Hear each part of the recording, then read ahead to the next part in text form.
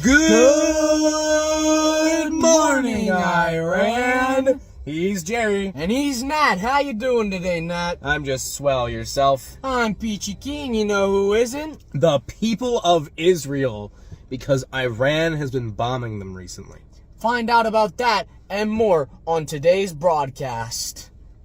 Coming up, Iran is selling weapons to Russia. Sure hope they aren't weapons of mass destruction.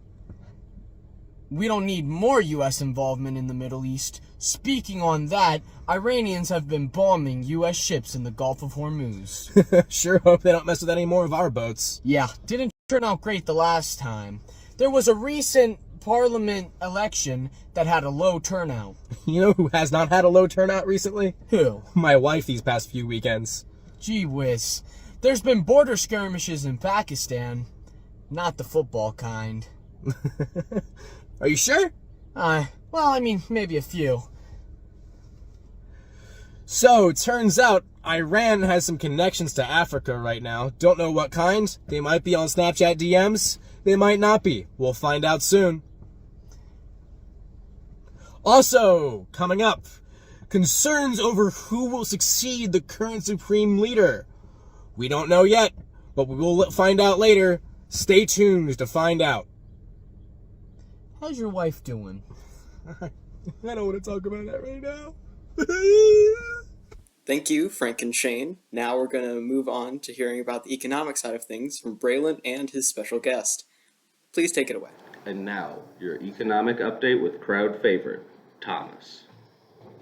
So, Iran is still attacking oil shipping in the Gulf of Hormuz. Now, for those who don't know, the Gulf of Hormuz is the waterway running in between Saudi Arabia and Iran from Kuwait, and you hit like Qatar, the United Arab Emirates, and all that stuff, and you go out into the Indian Ocean. It's the most valuable oil shipping lane in the world. And Iran, since its revolution, has been, I don't know how frequently they've been blowing up shipping, but they've been seizing ships and generally engaging in like piracy and stuff like that to disrupt global shipping. And now, with the whole genocide in Gaza, their allies, the Houthis in Yemen, are attacking oil shipping going through the Red Sea and into the Suez Canal, which is two major global oil choke points that Iran is trying to exert control over, either through its direct action or through its allies, which, as far as I'm concerned, is going great for them. It's really a winning strategy, because now Europe can only ship reliably through the Agulhas Current under South Africa, which not only takes a bunch more time, but is a lot less reliable and stuff like that. But how does that impact the economy of Iran? Well, they make a lot more money, because then people buy oil from them or pay off the Iranians not to blow them up. So piracy, it's been working great for the last 3,000 years, ever since humanity got boats, and Iran's been making it work too. It would seem that way. Along with that, Iran will be hosting in Tehran on Friday, April 26th, the second Iranian-African International Summit. This will include Iran and around 30 African countries to introduce new policies to show the great potential for strengthening cooperation in the trade and economic fields of these countries. We're just going to run through the announcements, don't worry about it. So what that basically means is that the Russian allied states in Africa, remember the whole Mali thing where they're going against the French? They're allying with those people. So our final issue that we're talking about is Iran's weapons deals with the Russians, which I believe include missiles and stuff like that, but probably just regular infantry equipment and tanks. I mean, they're probably building almost anything to give to the Russians, but Iran's economy, while we're doing business with them for oil, they can build weapons for the Russians and profit off the Ukraine war, because, Russia will take anyone, and Iran, not being a Western-backed state, is free to, give weapons contracts and stuff like that. We're very clearly running out of time, so... And let's give a round of applause for crowd favorite Thomas. That's not necessary. Just finish the video. Thanks, you two. Now we're going to move on to Caden, reporting on some social issues live from the Waffle House in Tehran. Take it away, Caden. This just in. I'm Caden Alvarez, and I'm talking about the immigrant problem in Iran. I'm here with, what's your name? Mohammed Abdullah. Why did you come here? Earthquakes have ravaged my hometown of Afghanistan, and I have nowhere to go. And with your open door policy, I should just be able to come in, right? Why don't you want to go home? As I said, I have nowhere to go. It has some of the worst corruption. After all, some transparency is better than none. On the other side of the spectrum, I'm here with... Bird Nakhtivani. How do you feel about the recent influx of immigrants to Iran? I hate it. Those immigrants, they're overpopulating our land, stealing our jobs, and now, after that drought, our limited water supply. Thank you. I hate them. I'm here in Tehran, covering the women's rights protests that have sprung up across the nation due to the death of Mahsa Amini, a woman who refused to wear her hijab and was beaten and killed by the morality police for it. I love women! I love women! I love women! I love women! I love women! Oh no!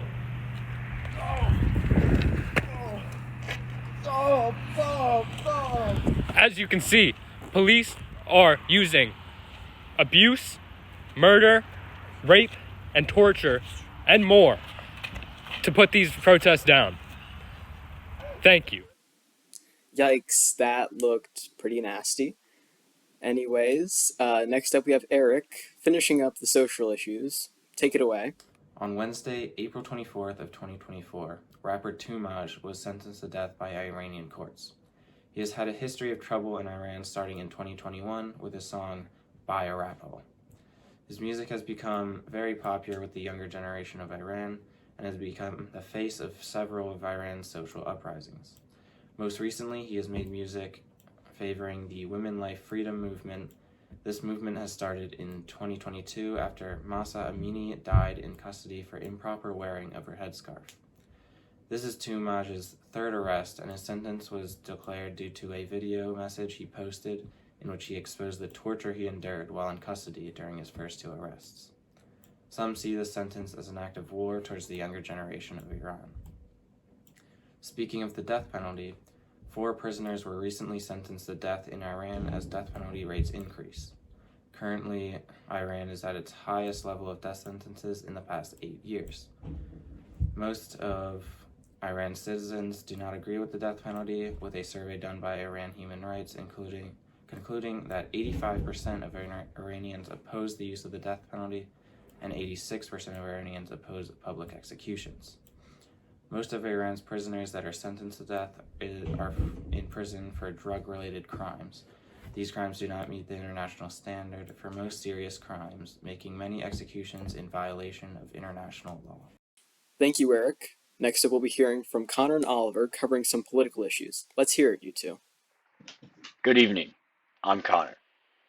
And I'm Oliver. Tonight we take an in-depth look into the ever-evolving political landscape of Iran, a nation dealing with both internal and external challenges. Let's start with the aftermath of the recent Iranian parliamentary elections, which saw the lowest turnout in history. A pathetic 41% of registered voters participated in the election, highlighting a growing issue in modern Iran. The poor turnout can be attributed to several factors, including the heavy vetting of candidates by the Guardian Council and a growing disillusionment among the younger generation with the Islamic regime. It's worth noting that even Iran's former president abstained from voting, a move that shows the deepening divide between the government and its citizens. His call for leniency towards protesters, especially in the wake of the 2022 demonstration, highlights the increasing discontent within the country. And while the elections revealed a decline in support for extremely conservative candidates, they also shed light on the shifting political dynamics within Iran. Could this signal the dawn of a new era in Iranian politics?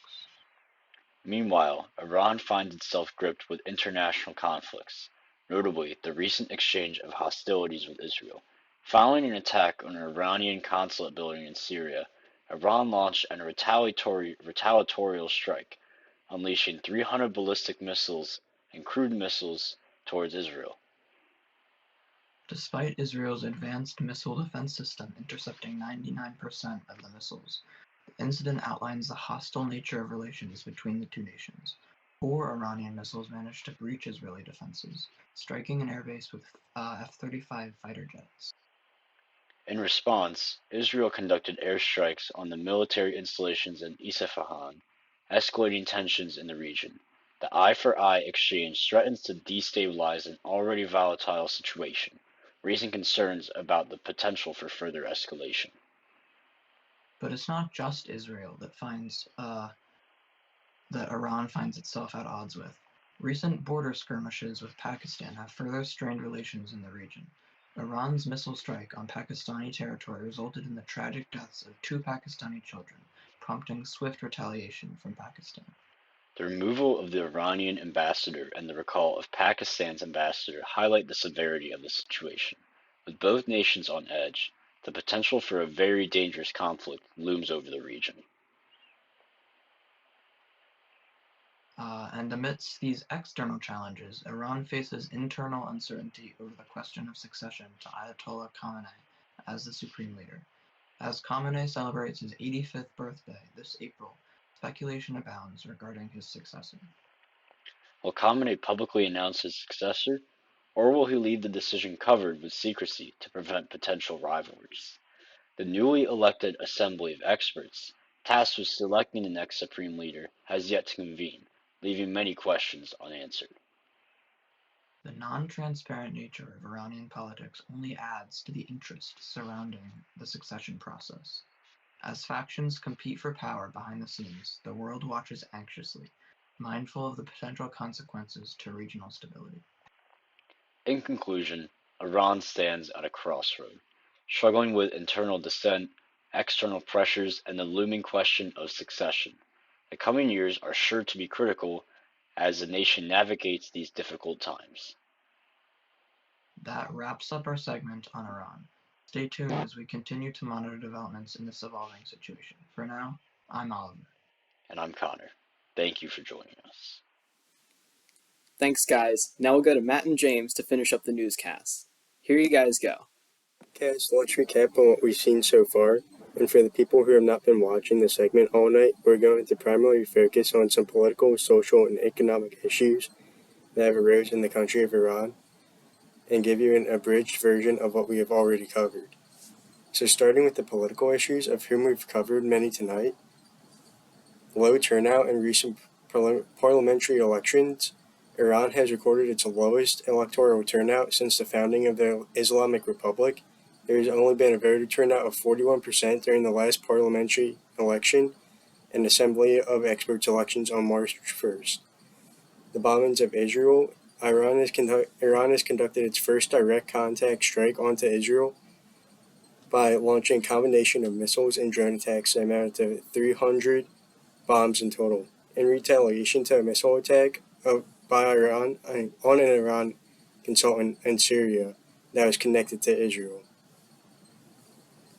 There have been border skirmishes with Pakistan. On January 16, 2024. Iran launched a series of missile attacks against Pakistan with the asserted goal of targeting militants of the Baloch separatist group. The missile attacks heightened tensions between the two nations and put a risk of war erupting in the area. And finally, concerns over who will succeed the current supreme leader. The identities of Iran's future supreme leader will remain as a secret due to concerns of assassination attempts of the future successor. The concerns have sparked from the state being in its worst period of civil unrest since the founding of the Islamic State in 1979. So as we move economically, circling back around, Iran, it's faced multiple challenges over the course of its foundation. Recently, as we've covered before, Iranian attacks in the Gulf of Hormuz. In recent years, the U.S. and Iranian natives have had numerous tense encounters in the Persian Gulf, where actually 30% of the world's seaborne trade of crude oil passes through. So it's a pretty big deal. every single day, 30% of the entire world supply of crude oil passes through, and they've just been constantly increasing their presence and their aggression towards U.S. Ships and other ships in the region. Not only that, they've moved to Africa. Iran has started to expand its footprint into Africa by offering arms and military partnerships. A key example would be the aid they sent to Sudan armed forces by training weapons to the Sudanese, which allowed their armed forces to reverse losses against rebels around the Sudan state.